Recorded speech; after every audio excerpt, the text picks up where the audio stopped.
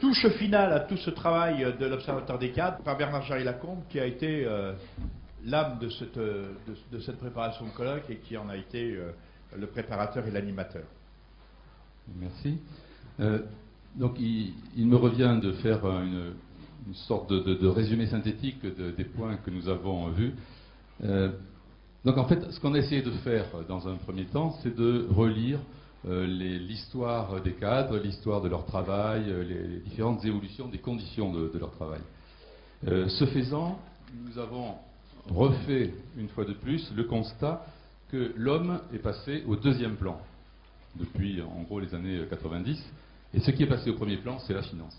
Et ça, il ne faut pas l'oublier, c'est ce qui marque le plus ces dernières années. La finance est passée devant, elle est passée devant pour elle-même, elle est devenue sa propre finalité.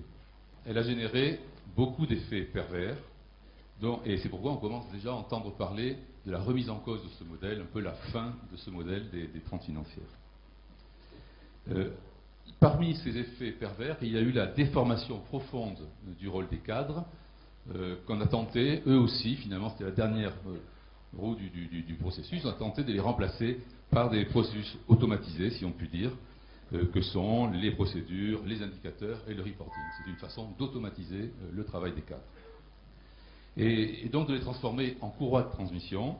Les transformer en courroie de transmission, c'est leur enlever de la légitimité et leur enlever du professionnalisme. Et c'est bien ce qui s'est passé dans de nombreux endroits. Alors pour ma part, de tout ce qu'on a entendu, je retiens trois messages principaux.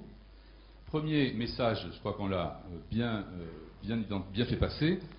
Nous remettons, nous, c'est-à-dire l'équipe et tout l'ensemble des gens qui sont dans l'ODC, mais bien plus largement, je pense évidemment, nous remettons en cause les modes et les modèles actuels de management. On ne peut pas rester dans la situation où on est. Nous ne voulons pas dire que la catastrophe est générale partout et imminente. C'est pas ça. Mais on ne peut pas rester dans le modèle dans lequel on est aujourd'hui. Je ferai le détour par la question de la compétitivité, qui est beaucoup débattue aujourd'hui, et qu'on cherche à réduire à une question de coût. Or, la compétitivité n'est pas qu'une question de coût. Et d'ailleurs, si vous consultez le rapport qui s'intitule « Approche de la compétitivité française », sorti en juin 2011, co-signé par 3 organisations syndicales, dont la CFDT, et 3 organisations patronales, la question de la compétitivité hors coût est abordée largement, et elle fait mention notamment de l'importance du management, de l'organisation du travail, de la qualité du travail, de la qualité du résultat du travail et de l'innovation. Ça me paraît assez fondamental, c'est reconnu et c'est partagé donc par différents partenaires. Certes, l'innovation sous toutes ses formes est totalement indispensable. Mais n'oublions pas, et ça c'est aussi important, que autant la performance, l'innovation est collective et elle doit être organisée. On a un vrai parallèle avec la performance.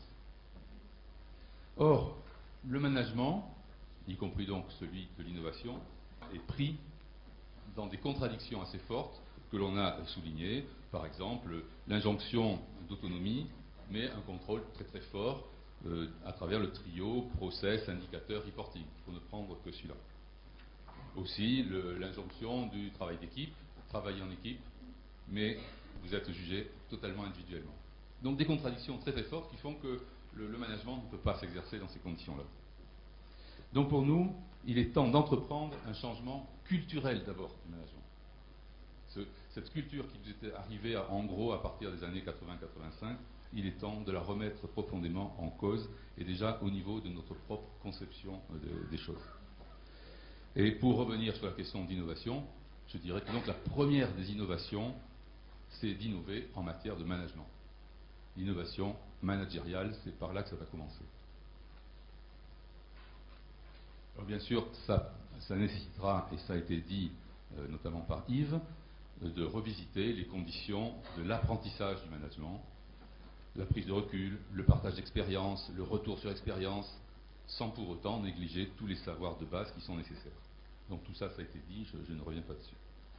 Le deuxième message sur lequel je pense qu'il est important de revenir un petit peu, c'est la question de la performance et de son évaluation. Ça a été débattu tout à l'heure.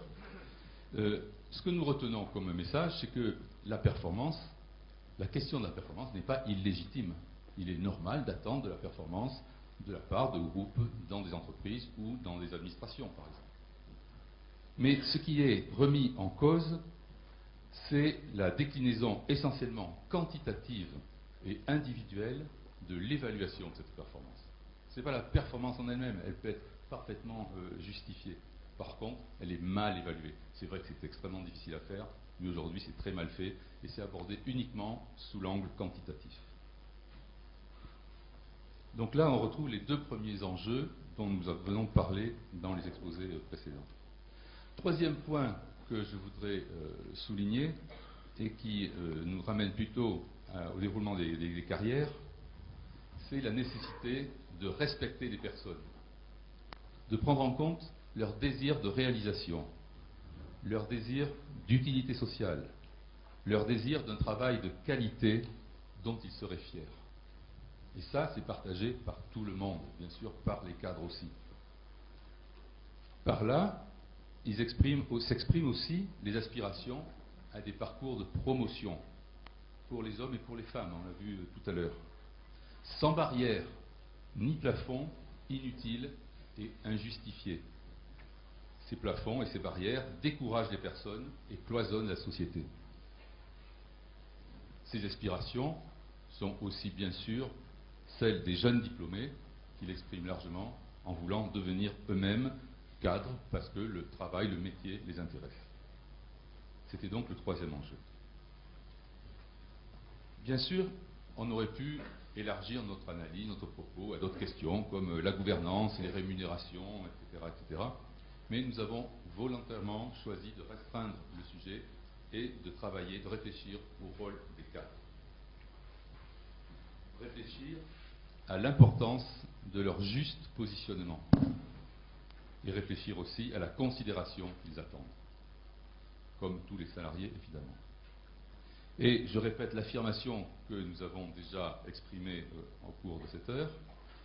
Nous affirmons que les cadres sont ceux et celles qui font vivre les organisations, ça c'est un point extrêmement fort. Il n'y a pas d'organisation sans cadre, il n'y a pas de performance véritable sans eux. Nous appelons donc à sortir de ces déformations actuelles dont nous avons parlé, sachant que, comme je le disais tout à l'heure, tout n'est pas noir, les cadres ne sont pas dans la plainte, ce n'est pas l'objet c'est pas le sujet de notre propos, ils ne sont pas dans la plainte. Mais globalement, la population des cadres, qui est toujours aussi engagée, toutes les enquêtes et les analyses le montrent, elle est aujourd'hui très dubitative sur son propre rôle et sur son propre avenir. Et c'est là qu'est la vraie question. Donc nous appelons à l'ouverture de plusieurs chantiers pour passer à une nouvelle étape et sortir de cette crise du professionnel. Il faut redéfinir et reconnaître leur rôle comme un point d'articulation fondamental dans les organisations. De deux façons. Faire confiance à la personne et pas seulement à la rationalité gestionnaire et individualiste d'aujourd'hui. Deuxièmement, en reconnaissant la richesse du collectif. C'est à nos yeux le meilleur moyen de préparer l'avenir et de retrouver le chemin d'une compétitivité adaptée aux nouvelles conditions du développement. C'est tout cela qui permettra de donner un contenu au projet Refaire entreprise. Merci.